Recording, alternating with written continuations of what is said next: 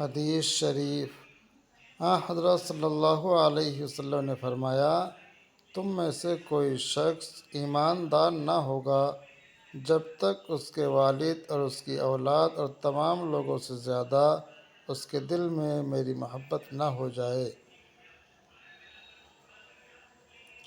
ایک آدمی نے رسول اللہ صلی اللہ علیہ وسلم سے پوچھا، کون سا اسلام بہتر ہے؟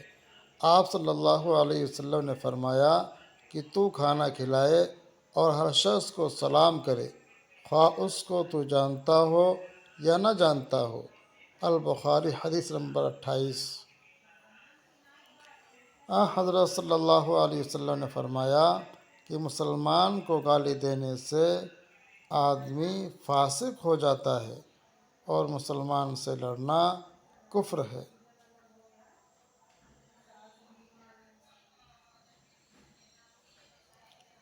لوگوں نے پوچھا، یا رسول اللہ، کون سا اسلام افضل ہے؟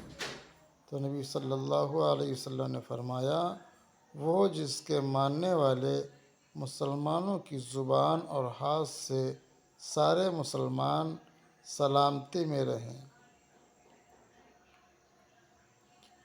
رکعت الفجر خیر من الدنیا وما فیہا۔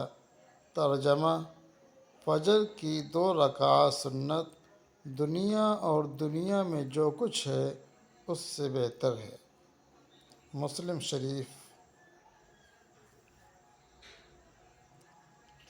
خیرکم من تعلم القرآن وعلمہ۔